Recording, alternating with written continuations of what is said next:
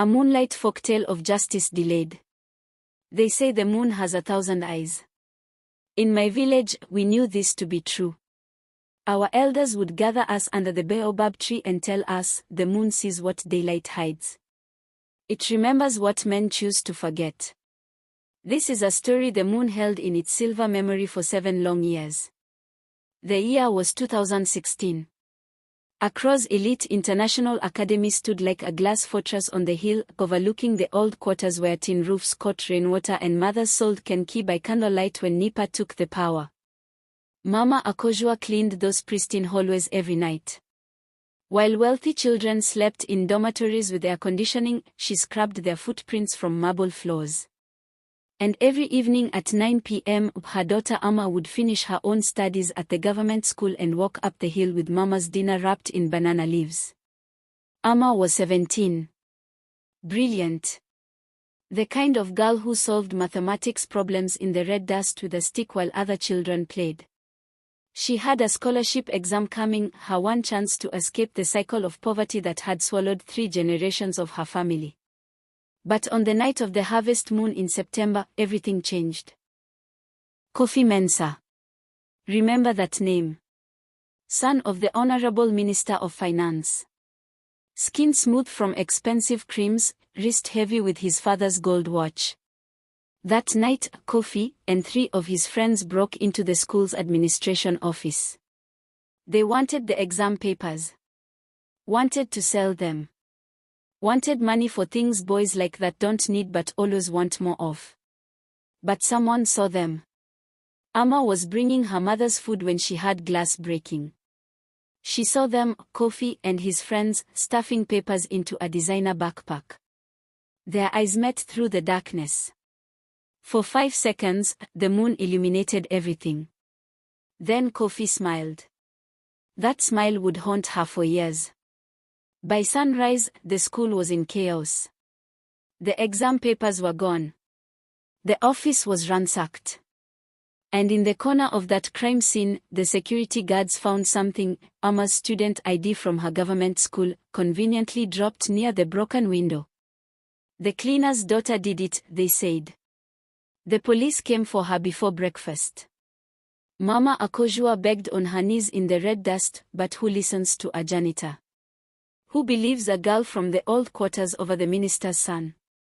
Kofi stood in his pressed uniform and told the headmaster, I saw her running from the building that night, sir. I tried to stop her, but she threatened me. His friends nodded.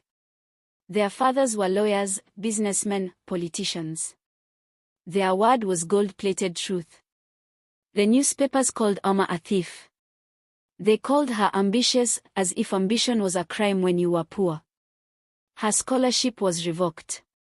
Her name was destroyed. And when Mama Akojua tried to defend her daughter, she lost her job. Security footage will prove my daughter's innocence, Mama Akojua cried at the headmaster's office. The headmaster, Mr. Owusu, looked away.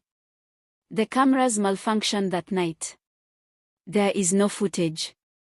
But the moon had been watching. The moon had been recording. Amma disappeared after that. Some said she went to Kumasi. Others said Lagos. The truth was simpler and sadder, she was in Accra, cleaning offices in the financial district at night. The same job her mother once did. The cycle continued. Mama Akojua grew old before her time. She cleaned houses now, in the neighborhoods where people like Kofi's family lived. She said nothing. Swallowed her anger like bitter leaf soup. Kofi. He graduated. Went to London for university. Came back with an MBA and his father's arrogance. He joined the family business, government contracts worth millions. He married a beauty queen.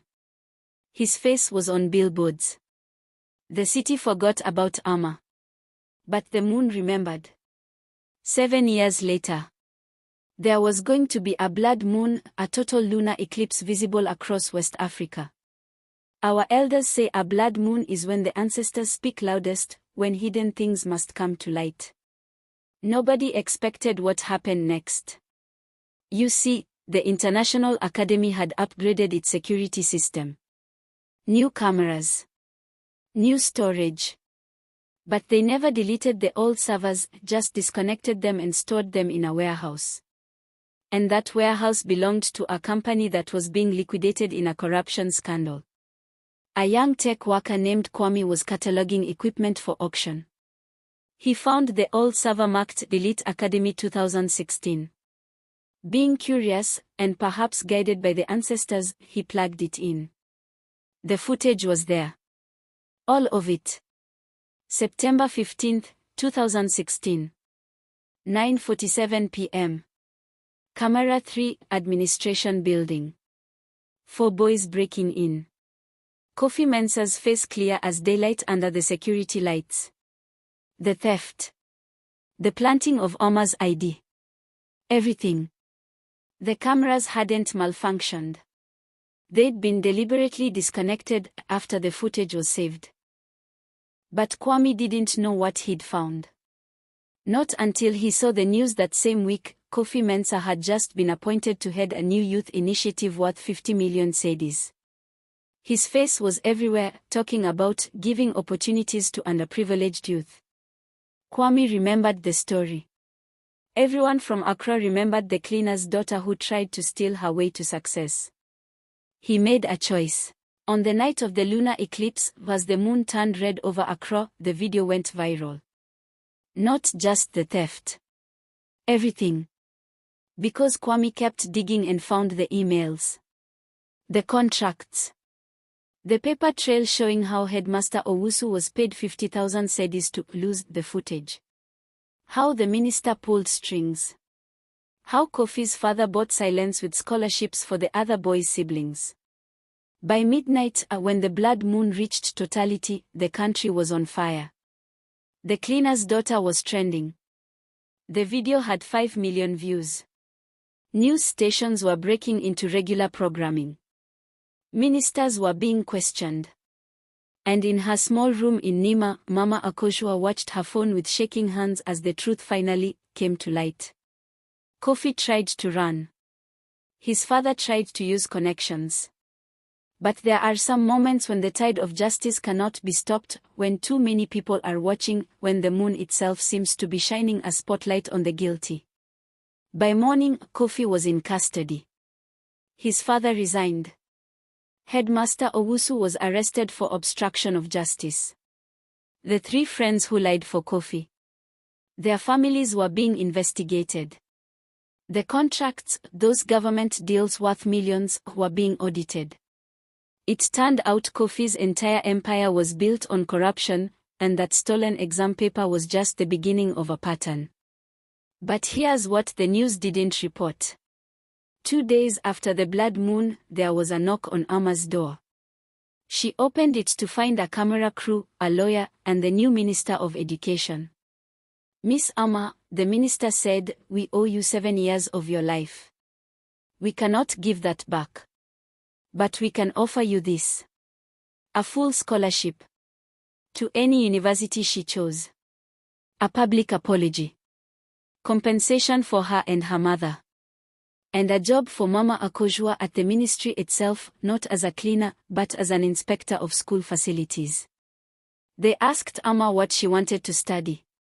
She smiled for the first time in 7 years. Law. Today, Ama is in her 2nd year of law school. She specializes in defending the falsely accused.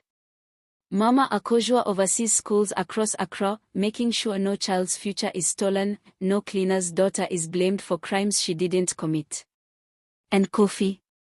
He's serving 8 years for theft, fraud, and corruption. His father joined him a year later. The family lost everything. But here's what I want you to remember: the moon was always there. The truth was always there. It wasn't hidden in some secret place, it was stored in a warehouse, on a disconnected server, waiting for someone to care enough to look. The moon saw everything that night in 2016. It watched them frame an innocent girl. It watched good men choose silence. It watched a boy become a monster because no one stopped him. And 7 years later, when it turned red as blood over Accra, the moon reminded us all. Justice delayed is not justice denied. It's justice waiting for its moment. The question is never, will the truth come out? The question is, who will have the courage to bring it to light? The elders were right. The moon has 1,000 eyes. And it sees what daylight hides. It remembers what men choose to forget. It was always watching. This is part of the Moonlight Folktale series.